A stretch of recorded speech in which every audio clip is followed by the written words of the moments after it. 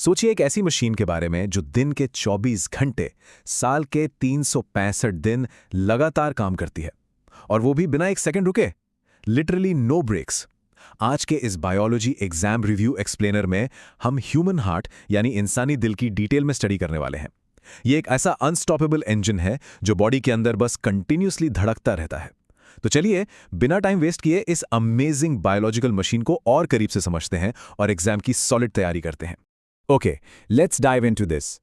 इस clear study plan में हम 5 मेन टॉपिक्स कवर करेंगे। पहला, एनाटॉमी ऑफ द हार्ट। दूसरा, द 4 हार्ट चेंबर्स। तीसरा, वाल्व्स एंड ब्लड फ्लो। चौथा, डबल सर्कुलेशन सिस्टम। और आखिर में, vessels and heart health. Exam के पॉइंट ऑफ व्यू से ये पूरी लिस्ट एब्सोल्युटली क्रूशियल है। तो सबसे पहले स्टार्ट करते हैं सेक्शन 1 से, anatomy of the heart, the blueprint. देखिए, ये बायोलॉजिकल इंजन चेस्ट कैविटी में बिल्कुल दोनों लंग्स के ठीक बीच में स्थित होता है। इसे हमारा रिब केज और स्टर्नम पूरी तरह से प्रोटेक्ट करते हैं। एक एवरेज ह्यूमन हार्ट का वेट करीब 250 से 350 ग्राम्स के बीच होता है। इसका साइज बस एक बंद मुट्ठी यानी एक क्लेंच्ड फिस्ट के बराबर होता है और शेप एक कोन जैसा दिखता है। यहां एक मजे की बात बताता हूं। बच्चों का हार्ट साइज में एडल्ट से थोड़ा छोटा जरूर होता है, लेकिन एक्चुअली वो एडल्ट्स के कंपैरिजन में ज्यादा तेजी से धड़कता है। ह्यूमन लाइफ को सस्टेन करने के लिए इस इंजन के कुछ बहुत ही प्राइमरी फंक्शंस है। इसका मेन काम एक पावरफुल पंप की तरह एक्ट करना है। ये सर्कुलेटरी सिस्टम के जरिए पूरे बॉडी में ऑक्सीजन को ट्रांसपोर्ट करता है, न्यूट्रिएंट्स को बॉडी के हर एक सेल तक डिलीवर करता है और कार्बन डाइऑक्साइड जैसे डेंजरस वेस्ट को रिमूव करता है। सिंपल सी बात है, इसके बिना लाइफ पॉसिबल ही नहीं है।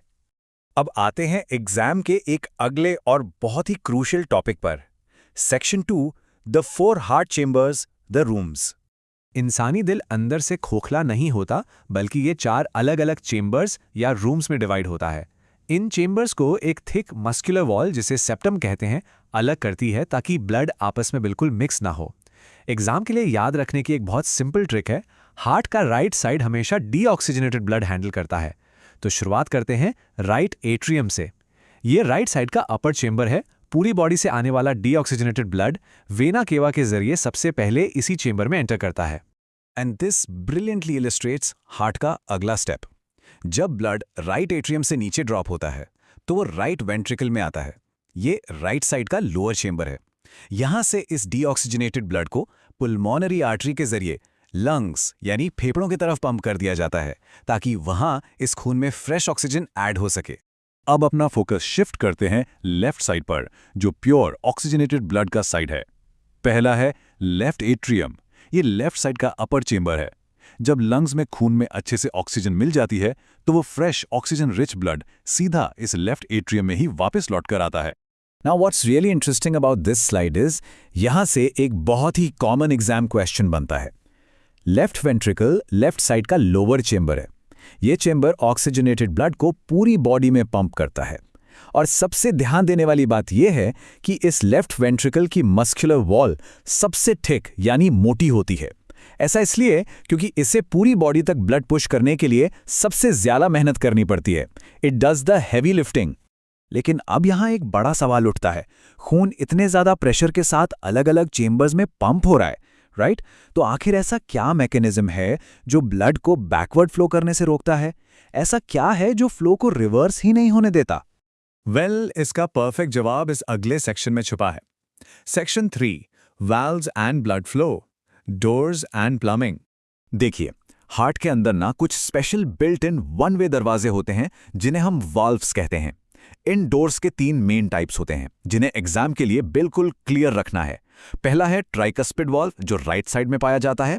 दूसरा है बाइकस्पिड, जिसे मिट्रल वाल्व भी कहते हैं, जो लेफ्ट साइड में होता है। और तीसरे हैं सेमीलूनर वाल्व्स। इन सब का फंक्शन बस एक ही है, ब्लड को आगे जाने दो लेकिन पीछे आने से ब्लॉक कर दो।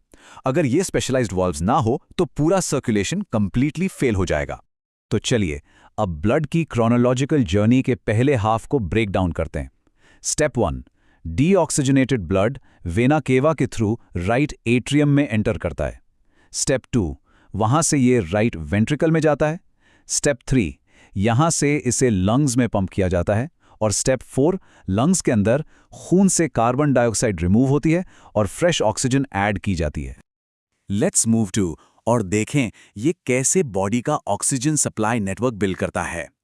स्टेप 5 ऑक्सीजनेटेड ब्लड अब लेफ्ट एट्रियम में वापस लौट आता है। स्टेप 6 यहां से ये लेफ्ट वेंट्रिकल में मूव करता है और आखिरी स्टेप 7 ये पावरफुल लेफ्ट वेंट्रिकल इस ऑक्सीजन रिच खून को एओर्टा के जरिए पूरी बॉडी में पंप कर देता है, द होल शिबैंग। यहाँ थोड़ा ध्यान देने वाली बात है और ये एक बहुत बड़ा एग्जाम अलर्ट है। बायोलॉजी के स्टैंडर्ड रूल के हिसाब से आर्टरीज हमेशा ऑक्सीजनेटेड ब्लड कैरी करती हैं और वेन्स डीऑक्सीजनेटेड। लेकिन हार्ट में 2 सबसे मेजर एक्सेप्शंस हैं जो एग्जाम में लगभग पूछे ही जाते हैं। पहला, पल्मोनरी आर्टरी हमेशा डीऑक्सीजनेटेड ब्लड कैरी करती है और दूसरा, पल्मोनरी वेन हमेशा ऑक्सीजनेटेड ब्लड कैरी करती है। इस एक्सेप्शन को तो बिल्कुल रट लीजिए। The ultimate loop. इसके साथ हम आते हैं सिलेबस के अगले मेजर टॉपिक पर, section 4 double circulation system. Human physiology पूरी तरह से एक 2 पार्ट सर्कुलेटरी लूप पर डिपेंड करती है जहां ब्लड हार्ट से 2 बार गुजरता है। So the crucial point is in loops का आखिर फायदा क्या है। पहला लूप है पल्मोनरी सर्कुलेशन जिसमें ब्लड हार्ट से लंग्स में और वापस हार्ट में आता है। दूसरा है सिस्टमिक सर्कुलेशन जिसमें ब्लड हार्ट से बॉडी में और वापस हार्ट में आता है। इस डबल सिस्टम का सबसे बड़ा एडवांटेज यह है कि ऑक्सीजनेटेड और डीऑक्सीजनेटेड ब्लड आपस में बिल्कुल जीरो मिक्सिंग रखते हैं। यह हमारी ऑक्सीजन सप्लाई को हाईली एफिशिएंट बनाता है। और सोचिए यह इंजन कितनी स्पीड से कॉन्टिन्यूअसली चलता है। एक हेल्दी इंसान का normal heart rate average 72 beats per minute होता है और इस स्पेस को प्रॉपर्ली कंट्रोल करने के लिए हार्ट के पास अपना खुद का एक नेचुरल पेसमेकर होता है जिसे ऐसे नोड कहते हैं। ये इलेक्ट्रिक सिग्नल्स के जरिए इस रिदम को हमेशा मेंटेन करता है। एक पूरे कार्डियक साइकिल में एट्रिया कॉन्ट्रैक्ट होते हैं जिसे एट्रियल सिस्टोल कहते हैं, फिर वेंट्रिकल्स कॉन्ट्रैक्ट होते हैं जिसे वेंट्रिकुलर सिस्टोल कहते हैं और आखिर में एक रिलैक्सेशन फेज होता है जिसे डायस्टोल कहते हैं। इस मैकेनिकल एक्शन से ही वो फेमस लब डब्ड साउंड प्रोड्यूस होती है। लब साउंड तब आती है जब एवी वैल्व्स क्लोज होते हैं और डब साउंड तब आती है जब सेमिल्यूनार वैल्व्स बंद होते हैं। एग्जैक्टली यही हमारी हार्ट बीट की आवाज होती है। अब ब्लड को ट्रांसपोर्ट करने वाले मेन नेटवर्क्स को जल्दी से कंपेयर कर लेते हैं। आर्टरीज खून को हार्ट से दूर ले जाती हैं और इसीलिए इनकी वॉल्स थिक होती हैं। वेन्स खून को हार्ट की तरफ लाती हैं और इनमें बैकफ्लो रोकने के लिए वाल्व्स होते हैं। एक तीसरी कैटेगरी कैपिलरीज भी होती हैं जिनकी वॉल्स बहुत ज्यादा थिन होती हैं क्योंकि वहां गैस का डायरेक्ट एक्सचेंज होता है। इस परपेचुअल इंजन को अगर लगातार स्मूथली रन करना है तो मेंटेनेंस जरूरी है।